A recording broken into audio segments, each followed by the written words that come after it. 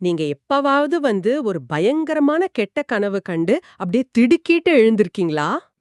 நெறைய தடவ நடந்திருக்கு. ஆமா. அந்த கனவுல நம்மள ஏதோ ஒரு மிருகம் தொரத்துற மாதிரி இருக்கும். தப்பிக்க ஓட நினைப்போம். ஆனா கால்கள் நகரவே நகராது. கரெக்ட். ஒரு மாரி மரத்துப் போன மாதிரி இருக்கும். அதேதான். உதவி கேட்டு கத்தல் நினைப்போம். ஆனா தொண்டையில இருந்து குரல் வராது. அந்த ஒரு சில நொடிகள் நமக்கு ஒரு பெரிய யுகம் போல தோன்றும் இல்லையா? கண்டிப்பா. உயிரே போயிடுற மாதிரி ஒரு பதற்றம் இருக்கும் அந்த இடத்துல. ஆனா அடுத்த நொடி திடீர்னு கண்கள திறப்போம். இருட்டுல நம்ம அறையோட மின்விசிறி ரொம்ப சாதாரணமா ஓடிக்கிட்டு இருக்கும். ஒரு பெரிய நிம்மதி கிடைக்கும் அப்போ. ஆமா. நீச்சல் குளத்திலிருந்து தலைய வெளியே எடுக்கிற மாதிரி ஒரு ஃபீல். இப்ப நீங்க யோசிச்சு பாருங்க. அந்த பயங்கரமான தவிப்புக்கும், இந்த அமைதியான நிஜத்துக்கும் இடையிலான தூரம் எவ்ளோ தெரியுமா? வெறும் ஒரே ஒரு நொடி தான். எக்ஸாக்ட்லி. கண் விழிக்கும் அந்த ஒரு சிறு வினாடி தான். இந்த ஒரு ஆழமான தேடலுக்கு உங்கள நான் ரொம்ப உற்சாகமா வரவேற்கிறேன். ஆமா, இந்த உரையாடல் குறிப்பா உங்களுக்காக, அதாவது கேட்டுக்கிட்டு இருக்கிற உங்களுக்கு மட்டுமே பிரத்யேகமா வடிவமைக்கப்பட்டிருக்கு. இன்னைக்கு நாம ஒரு மிக ஆழமான, கொஞ்சம் நம்மள நாமே கேள்வி கேட்க வைக்கிற ஒரு விஷயத்த அலச போறோம். இதற்கான தரவுகள் எங்கிருந்து வந்திருக்கு தெரியுமா? சொல்லுங்க. 1986ஆம் ஆண்டு ஓஷோ அவங்க அமெரிக்காவை விட்டு வெளியேறிய பிறகு உருகுவே நாட்டுல இருக்கிற புண்டா டெல் எஸ்டே அப்படிங்கிற ஒரு அமைதியான நகர்ல தனது சந்நியாசிகளுக்கு ஒரு சொற்பொழிவு தொடர வழங்கினாரு. ஓ, அந்த ஃபேமஸான தொடரா? ஆமா. அதோட பேரு பியாண்ட் சைக்காலஜி. அதுல 28வது பகுதியை தான் இன்னைக்கு நாம முழுசா பார்க்க போறோம். சூப்பர். உளவியல் அப்படிங்கிற அந்த எல்லைய உடைச்சு தியானம்ங்கிற பெருவெளிக்குள்ள நம்மளை இழுத்துட்டு போற ஒரு பயணம் இது. வாங்க அந்த அமைதிக்குள் நுழைவோம். இந்த பயணத்தோட தொடக்க புள்ளியே ரொம்ப சுவாரஸ்யமானது. ஏன்னா ஓஷோ இங்கே கௌதம புத்தரோட ஒரு மிகச்சிறிய ஆனா பிரம்மாண்டமான பரிணாம வளர்ச்சியை காட்டுற ஒரு சூத்திரத்தை கையில் எடுக்கிறார். எந்த சூத்திரம் அது? அந்த சூத்திரம் எப்படி தொடங்குதுன்னா, 100 கெட்ட மனிதர்களுக்கு உணவளிப்பதை விட ஒரு நல்ல மனிதனுக்கு உணவளிப்பது சிறந்தது அப்படின்னு ஆரம்பிக்குது. ஓஹோ. அங்கிருந்து தொடங்கி படிப்படியா மனித மனதோட அடுத்தடுத்த கட்டங்களை விவரிச்சு கடைசியில ஞானமடைந்தவர்களையும் தாண்டிய ஒரு கற்பனைக்கு எட்டாத உன்னத நிலைய பத்தி பேசுது. இதுல ஒரு நிமிஷம். இப்போ புத்தர் உணவளிப்பது அப்படின்னு சொல்றது. அது வெறும் தட்டுல சோறு போடுறத மட்டும் குறிக்கல. ஒருவரை முழுமையா மதிப்பது, அன்பு செலுத்துவது, அவங்க மேல உண்மையான கருணை காட்டுறது, இதையெல்லாம் தான் அப்படி சொல்றாரு. சரி. எனக்கு இப்போ ஒரு சந்தேகம். 100 கெட்ட மனிதர்களை விட ஒரு நல்ல மனிதன் உயர்ந்தவன் அப்படின்னு சொல்றது ரொம்ப சாதாரணமா தெரியுதே. இதுல என்ன அவ்ளோ பெரிய ஆன்மீக ரகசியம் ஒளிஞ்சிருக்கு? மேலோட்டமா பார்த்தா உங்களுக்கு அப்படிதான் தோணும். ஆனா புத்தர் இங்க கெட்ட மனிதர்கள் அப்படின்னு யார சொல்றாரு அப்படிங்கிற இடத்துல தான் விஷயமே இருக்கு. யார சொல்றாரு? கொலைகாரங்களையா? இல்லவே இல்ல. அவரு கொலைகாரர்களையோ இல்ல கொள்ளையர்களையோ மட்டும் கெட்டவங்கன்னு முத்திர குத்தல. விழிப்புணர்வே இல்லாம இயந்திரத்தனமா வாழ்ற பெருங்கூட்டத்தை தான் அவர் அப்படி சொல்றாரு. ஓ, அப்ப சாதாரண மக்கள் கூட? ஆமா, அவங்க தூக்கத்துல நடக்கிறவங்கள மாதிரி காலையில எழுவது, வேலைக்கு போவது, சாப்பிடுவது, தூங்குவதுன்னு தங்களோட செயல்களுக்கு பின்னால் இருக்கிற எந்த காரணமும் தெரியாம ஒரு கனவு நிலையில வாழ்றவங்க. அட, ஆரம்பத்துல நான் சொன்னேனே அந்த கெட்ட கனவு, அது போலவா? அதாவது நாம முழிச்சிட்டு இருக்கிறோம் நினைச்சுக்கிட்டே தூங்கிக் கொண்டு இருக்கிறோம் அப்படின்னு சொல்றீங்க. கரெக்ட். 100க்கு 100% அதான் உண்மை. அப்படியானால் இந்த உண்மையான விழிப்புணர்வை அடைவதற்கான தூரம் எவ்ளோ? நாம பல ஜென்மங்கள் காட்டுல போய் தவம் செய்யணுமா? அதுதான் இதுல உள்ள மிகப்பெரிய சுவாரஸ்யம். ஓஷோ இத ரொம்ப அழகா ட்ரீம் டிஸ்டன்ஸ், அதாவது கனவு தூரம் அப்படின்னு குறிப்பிடுறாரு. கனவு தூரமா? ஆமா, நீங்க தூக்கத்துல எவ்ளோ பயங்கரமான கனவு கண்டாலும் சரி, உங்கள நீங்களே கொஞ்சம் ரிலாக்ஸ் பண்ணிட்டாலோ இல்ல யாராவது உங்களை லேசா உழுக்குனாலும் உடனே முழிச்சுக்குவீங்க இல்லையா? ஆமா, டக்குன்னு முழிச்சுப்போம். நமக்கும் நமது உண்மையான விழிப்புணர்வுக்கும் இடையிலான தூரம் அந்த ஒரு நொடி தான். விழிப்புணர்வுங்கிறது நீங்க ரொம்ப கஷ்டப்பட்டு அடைய வேண்டிய ஒரு இலக்கு கிடையாது. பின்ன அது என்ன? அது உங்க உள்ளேலே இருக்கிற ஒரு இயற்கையான நிகழ்வு. ஜஸ்ட் ரிலாக்ஸ் பண்ணா போதும். வாவ், கேக்குறதுக்கே ரொம்ப நல்லா இருக்கு. சரி, அப்போ அந்த விழிப்புணர்வு இல்லாதவங்க தான் கெட்ட மனிதர்கள். அப்படியானா நல்ல மனிதன் அப்படிங்கிறவன் யாரு? சமூகத்தோட விதிகளெல்லாம் மீறாம ரொம்ப ஒழுக்கமா வாழ்றவனா? இல்லவே இல்ல. நீங்க நினைக்கிறதுக்கு நேர் எதிர். புத்தரோட பார்வையில நல்ல மனிதன் அப்படிங்கிறவன் சமுதாயத்தோட விதிகளுக்கு பயந்து நடக்கிறவன் கிடையாது. அப்போ அவனோட ஒவ்வொரு செயலும் அவனோட இதயத்திலிருந்து தன்னிச்சையா, அதாவது ஸ்பான்டேனியஸா வெளிப்படும். வெளியிலிருந்து வர்ற எந்த ஒரு கட்டாயமும் அவனை இயக்காது. இத நான் கொஞ்சம் ஆழமா பாக்குறேன். வெளியுலகம் சொல்ற அந்த ஒழுக்கம் அப்படிங்கிறது வந்து எப்போதுமே மாறிக்கிட்டே இருக்கிற ஃபேஷன் ட்ரெண்டுகளை போல தானே இருக்கு. கரெக்டா சொன்னீங்க. ஒரு காலத்துல எது சரி அப்படின்னு ஒரு சமூகம் கொண்டாடுதோ அதே விஷயம் இன்னொரு காலத்துல இல்லனா இன்னொரு நாட்டுல மிகப்பெரிய குற்றமா பார்க்கப்படுது. அதேதான் ஓஷோவும் சுட்டி காட்டுறாரு. இந்த சமூக ஒழுக்கம் அப்படிங்கிறது எவ்வளவு முரண்பாடானது அப்படின்னு புரிஞ்சுக்க ஒரு சிறப்பான உதாரணம் சொல்றாரு. என்ன உதாரணம் அது? இப்போ ஜைன மதத்தோட ஒரு பிரிவுல வந்து துறவிகள் நிர்வாணமா இருப்பாங்க. அது வந்து அவங்க உலகப்பற்றை, அதாவது உடம்பின் மீதான மாயைய முழுமையா விட்டொழிச்சதோட அடையாளம். ஆமா, அது ஒரு ஆன்மீக உச்சமா பார்க்கப்படுது. கரெக்ட். ஆனா அதே செயலை வந்து மேற்கத்திய உளவியலின் தந்தை சிக்மண்ட் ஃப்ராய்டோட கோட்பாட்டின்படி பார்த்தா என்னாகும் தெரியுமா? எனக்கு தெரிஞ்சு அத வந்து ஒரு மனநோய் அப்படின்னு தான் முத்திர குத்துவாங்க. ஆமா, எக்ஸிபிஷனிசம் அப்படிங்கிற ஒரு வகையான வக்ரமான பாலியல் வெளிப்பாடு அப்படின்னு ஃப்ராய்டோட உளவியல் வரையறுக்கும். ஓஹோ, செயல் ஒண்ணுதான், ஆனா பாக்குற விதம் மாறுது. அதுதான், ஒரே செயல்தான், ஆனா சமூகம் அதை பார்க்கும் விதம் எவ்ளோ மாறுபடுது பாருங்க. அதனாலதான் வெளியிலிருந்து வர்ற எந்த ஒரு விதியும் உண்மையான நன்மையா இருக்க முடியாதுன்னு புத்தர் சொல்றாரு. அப்போ உண்மையான நன்மைங்கிறது உள்ளிருந்து வரணும், தன்னிச்சையா எந்தவித முன்முடிவுகளும் இல்லாம பிறக்கணும். கேட்க ரொம்ப ஆழமா இருக்கு. ஆனா வந்து எனக்கு இங்க ஒரு சின்ன நெருடல் வருது. சொல்லு, என்ன டவுட்? தன்னிச்சையா செயல்படுவது அப்படின்னா, இப்போ எனக்கு கோபம் வரும்போது ஒருத்தரை ஓங்கி அடிக்கிறது கூட ஒரு தன்னிச்சையான செயல் தானே? அது எப்படி நல்லதாகும்? ரொம்ப ஆழமான கேள்வி இது. ஒருவேளை அதனாலதான் இந்த தன்னிச்சையான மனிதனை விட உயர்ந்த ஒரு நிலை இருக்குன்னு புத்தர் சொல்றாரா? எக்ஸாக்ட்லி. வெறும் தன்னிச்சைத்தன்மை மட்டும் இருந்தா அது விலங்குத்தனமா மாறிட வாய்ப்பு இருக்கு. அதனாலதான் புத்தர் அடுத்த கட்டத்துக்கு போறாரு. அடுத்த கட்டம் என்ன? 1000 நல்ல மனிதர்களுக்கு உணவளிப்பதை விட புத்தரோட 5 கட்டளைகளை, அதாவது 5 பிரிசெப்ட்ஸ்னு சொல்லுவாங்க, அதை முழு விழிப்புணர்வோடு பின்பற்றுபவர் ஒருவருக்கு உணவளிப்பது மேல் அப்படின்னு சொல்றாரு. ஓ, அந்த 5 கட்டளைகள் என்னென்ன? அதாவது அந்த தன்னிச்சை தன்மைக்கு ஒரு தெளிவான நோக்கத்தையும் விழிப்புணர்வையும் தருவதுதான் இந்த 5 கட்டளைகள். இது வந்து சமூகத்தோட விதிகள் கிடையாது. அப்புறம் என்ன? ஒருவன் தன்னை தானே செதுக்கிக் கொள்ளும் விழிப்புணர்வு பயிற்சி. முதலாவது வந்து அகிம்சை. அகிம்சைனா யாரையும் அடிக்காம இருக்கிறது தானே? அது மட்டும் இல்ல, இந்த உலகமே வந்து ஒன்றுக்கொன்று தொடர்புடைய ஒரு மாபெரும் வலைப்பின்னல் அப்படின்னு உணர்வது. நீங்க ஒருவரை துன்புறுத்துவது அப்படிங்கிறது வேறொருவர அல்ல, உங்களை நீங்களே காயப்படுத்திக் கொள்வதற்கு சமம் அப்படிங்கிற ஒரு விழிப்புணர்வு. புரியுது. ரெண்டாவது உடைமையின்மை. அதாவது இயற்கையின் மீது உள்ள முழுமையான நம்பிக்கையால வந்து பொருட்களை தேவையில்லாம சேர்க்காம இருக்கிறது. சூப்பர். மூன்றாவது திருடாமை. இது வெறும் பொருளை திருடுவது மட்டும் கிடையாது, மத்தவங்களோட எண்ணங்களையும் கருத்துக்களையும் நேரத்தை கூட திருடாம இருக்கிறது. அது ரொம்ப ஆழம். நான்காவது சுவையின்மை. 5வது கருணை. அதாவது வாழ்க்கையோட எந்த சூழ்நிலையிலையும் சிக்காம அமைதியா இருக்கிறது. ஒரு நிமிஷம் நிறுத்துங்க. இதுல 4வது கட்டளையான அந்த சுவையின்மை எனக்கு சுத்தமா புரியல. ஏன், என்ன குழப்பம்? உணவை வந்து சுவைக்காம சாப்பிடுறது அப்படிங்கிறது உடலை வருத்துற ஒரு சித்திரவதை மாதிரி தானே இருக்கு. இது எப்படி ஒரு ஆன்மீக விதியாகும்? மேலோட்டமா பார்த்தா வந்து இது ஒரு தண்டனை போலதான் தோணும். ஆனா இதுக்கு பின்னாடி இருக்கிற அறிவியலையும் உளவியலையும் நம்ம கண்டிப்பா புரிஞ்சுக்கணும். என்ன அறிவியல் இருக்குதுல? சுவையின்மை என்பதோட உண்மையான அர்த்தம் வந்து உணவை நாக்கோட ருசிக்காக சாப்பிடாம உடலின் தேவைக்காக மட்டுமே சாப்பிடுறது. இதை விளக்க வந்து டெல்காட்டோ அப்படிங்கிற ஒரு உளவியலாளர் எலிகளை வச்சு செஞ்ச ஒரு ஃபேமஸான ஆராய்ச்சியை ஓஷோ குறிப்பிடுறாரு. ஆட, எலிகளை வச்சு என்ன ஆராய்ச்சி பண்ணாங்க? டெல்காட்டோ வந்து எலிகளை 2 குழுவா பிரிச்சாரு. ஒரு குழுவுக்கு வந்து எப்ப வேணாலும் எவ்வளோ வேணாலும் என்ன சுவையில வேணாலும் சாப்பிடலாம் அப்படின்னு முழு சுதந்திரம் கொடுத்தாரு. ஓகே. இன்னொரு குழுவுக்கு அவைகளோட உடலுக்கு எவ்வளோ கலோரிகள் தேவையோ அதை மட்டும் ரொம்ப கட்டுப்பாடா உணவா கொடுத்தாரு. இதுல என்ன ரிசல்ட் வந்துச்சு? ரிசல்ட் என்ன ஆச்சு தெரியுமா?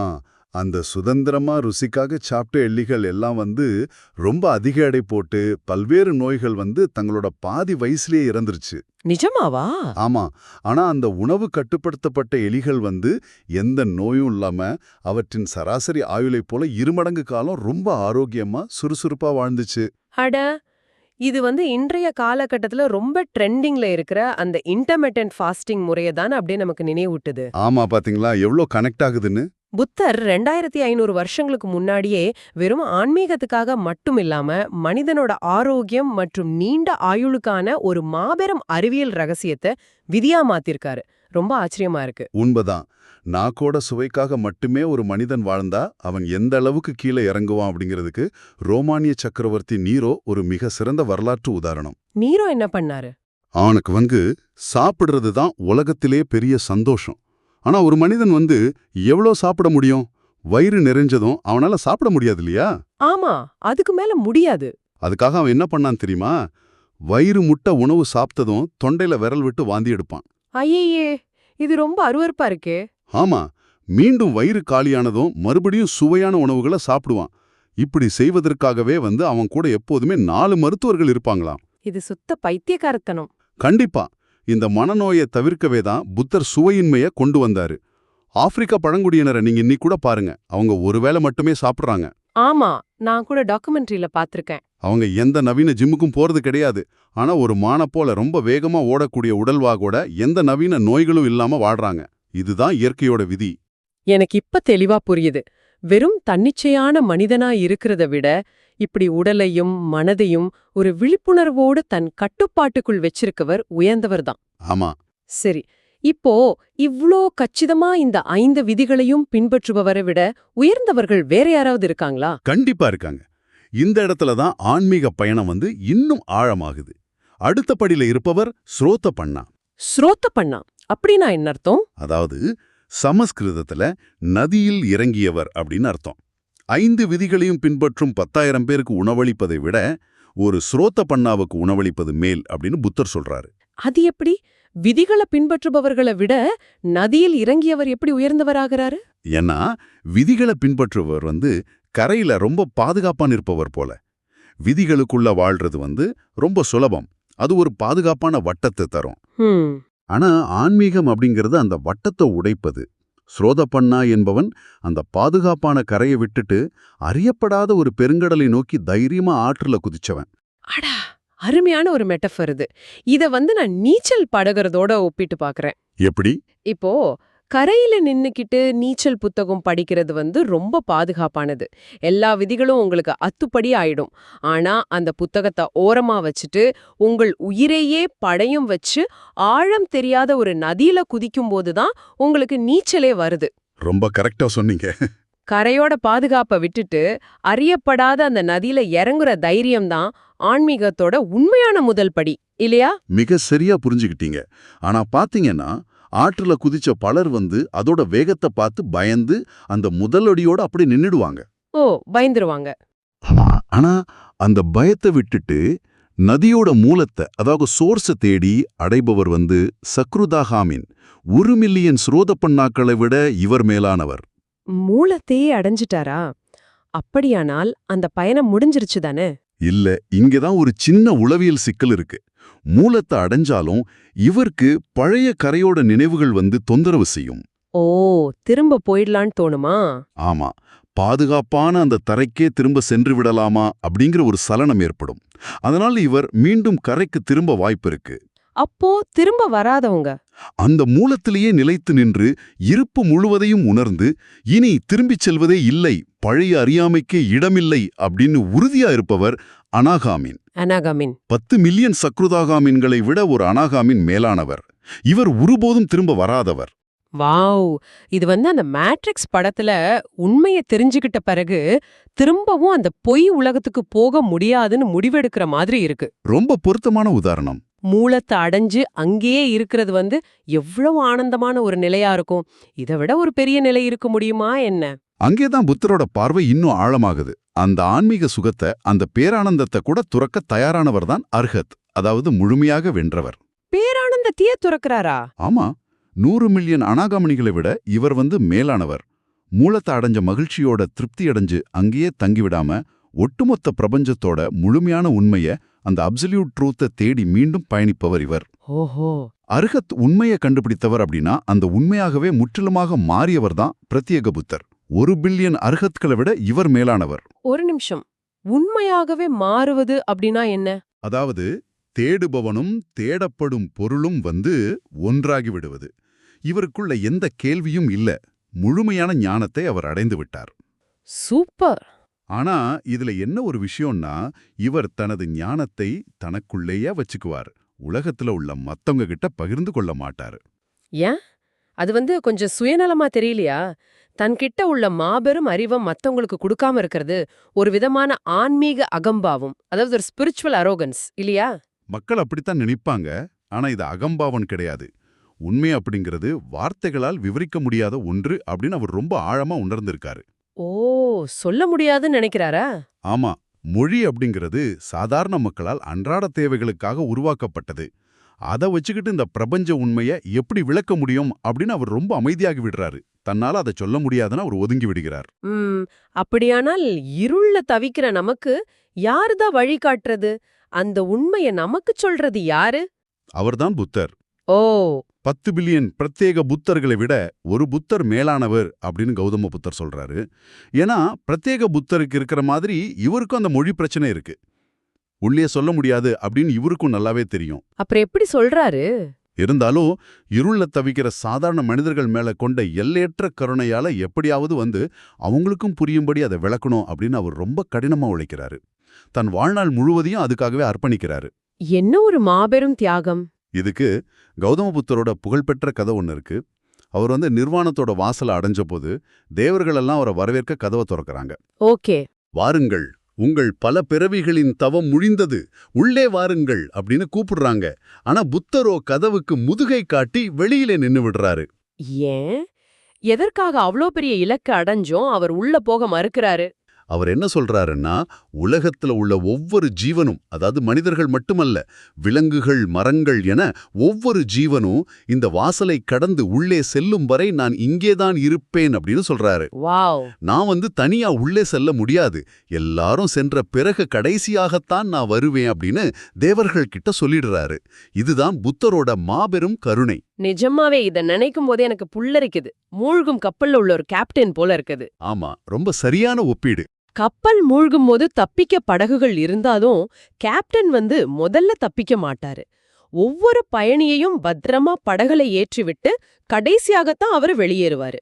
அதுபோல இருள்ல தவிக்கிற அனைவரையும் காப்பாற்றும் படகுல ஏற்றிவிட்டு தான் கடைசியாக மோட்சத்திற்கு செல்ல காத்திருக்கும் அந்த மாபெரும் தியாகத்தை வார்த்தைகளால விவரிக்கவே முடியாது. கண்டிப்பா. நிச்சயமா இவர்தான் பரிணாம வளர்ச்சியோட உச்சமா இருக்க முடியும். அங்கதான் உங்களுக்கு ஒரு அதிர்ச்சி காத்துக்கிட்டு இருக்கு. என்னது அதிர்ச்சியா? ஆமா, இந்த சூத்திரத்தோட உச்சக்கட்டம் உங்கள் மூளையை உழுக்கக்கூடிய, பல நூற்றாண்டுகளாக உலகத்தால மிக தவறாக புரிந்து கொள்ளப்பட்ட ஒரு பகுதி இன்னும் இருக்கு. என்ன சொல்றீங்க? தன் முக்தியே தியாகம் செய்யும் அந்த புத்தரோடவும் உயர்ந்தவர் ஒருவர் இருக்கிறாரு அப்படின்னு கௌதம புத்தர் அந்த சொற்பொழிவுல சொல்றாரு. என்னது? எனக்கே கொஞ்சம் கோவம் வருது இப்போ. தன் முக்தியையே தியாகம் செய்யற ஒரு கருணை கடலான புத்தரை விட உயர்ந்தவரா? அவர் யாராக இருக்க முடியும்? கடவுளா? கடவுள் இல்ல. 100 பில்லியன் புத்தர்களை விட உயர்ந்தவர் யாருன்னா, அறிவு, ஒருதலை பட்சம், ஒழுக்கம் மற்றும் ஞானம் ஆகிய அனைத்தையும் கடந்த ஒரு சாதாரண மனிதன். சாதாரண மனுஷனா? இது எப்படி சாத்தியம்? இவர் பார்ப்பதற்கு முற்றிலும் முரண்பாடானவராக தெரிவாரு. எந்த ஒரு குறிப்பிட்ட ஒழுக்கத்தையும் அவர் பின்பற்ற மாட்டாரு. ஒவ்வொரு கணமும் என்ன செய்யணும் அப்படிங்கறத அந்த கணமே ரொம்ப சுதந்திரமா முடிவு செய்வார். ஒரு நிமிஷம். இது எனக்கு சுத்தமா செட் ஆகல. ஞானத்தையும் கடந்து செல்வதா? எந்த ஒழுக்கமும் இல்லாத ஒருத்தன் எப்படி புத்தரை விட மேலானவனாவான்? உங்களுக்கு குழப்பமா இருக்குன்னு புரியுது. அவன் ஆரம்பத்துல நம்ம பார்த்தோமே அந்த கெட்ட மனுஷன், அவன் மாதிரி தானே இருப்பான். இது எப்படி புரிஞ்சுக்கிறது? இது ரொம்ப கடினமான விஷயம்தான். இத புரிஞ்சுக்க புகழ் பெற்ற ஜென் எருது, அதாவது ஜென் ஆக்ஸ் ஹெர்டிங் ஓவியங்களை நாம பார்க்கணும். அதென்ன ஓவியங்கள்? உண்மையை தேடும் பயணத்தை விளக்குற 10 ஓவியங்கள் அது. ஓகே. அதுல எருது அப்படிங்கிறது ஒரு மனிதனோட உள்மனம் அல்லது ஆன்மாவை குறிக்குது. ஓகே. முதல் ஓவியத்துல மனிதன் அந்த எருதை தேடுறான், பிறகு அதோட கால் தடத்தை பார்க்கறான், பிறகு எருதை பிடிக்கிறான், அதை அடக்குறான், அதோட மேல சவாரி செய்யறான். அப்படியே படிப்படியா போகுதா? ஆமா, இப்படியே சென்று 9வது ஓவியத்துல அவன் முழு ஞானத்தை, அதாவது என்லைட்மெண்ட் அடைஞ்சிடுறான். அந்த 9வது ஓவியத்தோட எல்லாம் முடிஞ்சது அப்படின்னு பல நூற்றாண்டுகளா அந்த 9 ஓவியங்கள் மட்டுமே ஜென் மடாலயங்கள்ல உலகிற்கு காட்டப்பட்டுச்சு. அப்போ அந்த 10வது ஓவியம்? 10வது ஓவியத்தை ஜென் மாஸ்டர்களே மறைச்சிட்டாங்க. ஏன் மறைச்சாங்க? அப்படி என்ன ரகசியம் அல்லது சர்ச்சை இருந்துச்சு அந்த 10வது ஓவியத்துல?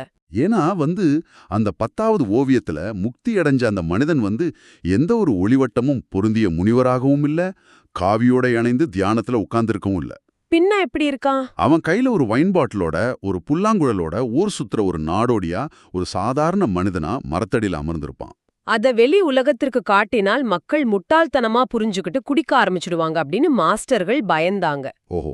ஆனா எனக்கு இன்னும் சந்தேகம் தீரல. ஒரு குடிகாரன் ஊர் சுற்றி எப்படி ஒரு புத்தரை விட உயர்ந்த இடத்துக்கு போக முடியும்? இது புத்தர் ஆரம்பத்துல சொன்ன அந்த 5 விதிகளுக்கு எதிராக இருக்கிறதே. இதுதான் உளவியலின் எல்லைக்கு அப்பால், அதாவது பியாண்ட் சைக்காலஜில நடக்கிற விந்தை. ஆரம்பத்துல ஞானம் அப்படிங்கிறது ஒரு பெரும் பரவசமா, ஒரு பெரிய சாதனையா இருக்கும். ம். ஆமா.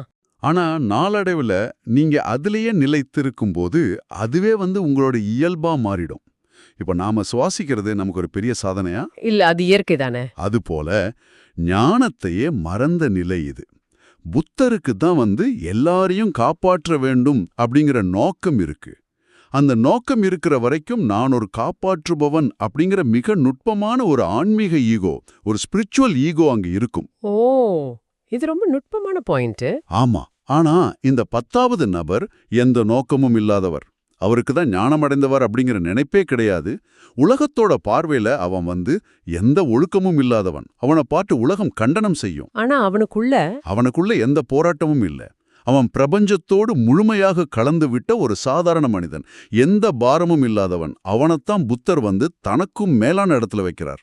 ஆஹா, இது உண்மையிலே மூளைய முழுக்கிற ஒரு ஆழமான விஷயம்தான்.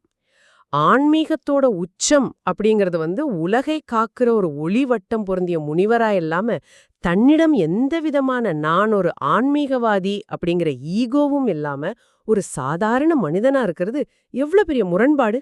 ஆனா அதுதான் முழுமையான உண்மை.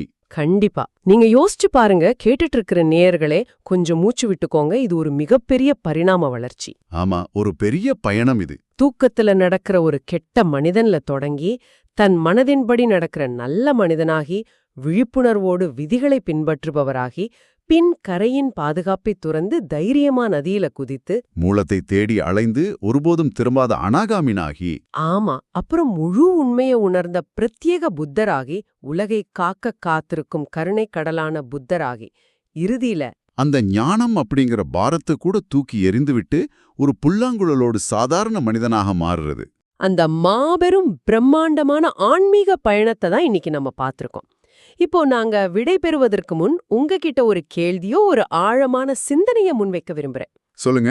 நாம எப்போதுமே ஆன்மீகம் என்றாலே ஒரு பெரிய மலை உச்சியை அடையறது, காவி உடை அணியறது, அல்லது முகம் நிறைய தாடியோட சீரியஸா இருக்கிறது போல கற்பனை செய்றோம். ஆமா, பொதுவா அப்படித்தான் நினைப்பாங்க. ஆனா அந்த பயணத்தோட உச்சக்கட்ட நிலை அப்படிங்கிறது எந்த ஒரு நான் ஒரு ஆன்மீகவாதி அப்படிங்கிற கர்வமும் இல்லாம, நீங்களாவே ஒரு சாதாரண மனிதனா உங்களோட அன்றாட வாழ்க்கைய ஒரு புல்லாங்குழல் இசைய போல லேசா சந்தோஷமா வாழ்றது தான் அப்படின்னா, ஒருவேளை நம்ம நினைப்பதை விட நாம அந்த இலக்கிற்கு ரொம்ப அருகிலே இருக்குமோ? யோசிச்சு பாருங்க. ரொம்ப அருமையான சிந்தனை இது. இவ்வளவு நேரம் பொறுமையா கேட்டதுக்கு ரொம்ப நன்றி. இந்த Tamil voice reads channel monetisation இல்லாம தான் நடக்குது. இந்த ஆடியோ புத்தகம் உங்களுக்கு பயன் தருது அப்படின்னு நீங்க நினைச்சா, இந்த முயற்சி தொடர்ந்து போக உங்க ஆதரவு மிகவும் உதவும். கண்டிப்பா உங்க சப்போர்ட் தேவை. என்னுடைய இந்த முயற்சிக்கு நன்கொடை அளிக்க விருப்பம் இருந்தா, டிஸ்கிரிப்ஷன்ல கொடுக்கப்பட்டுள்ள UPI ID மூலமா வழங்கலாம்.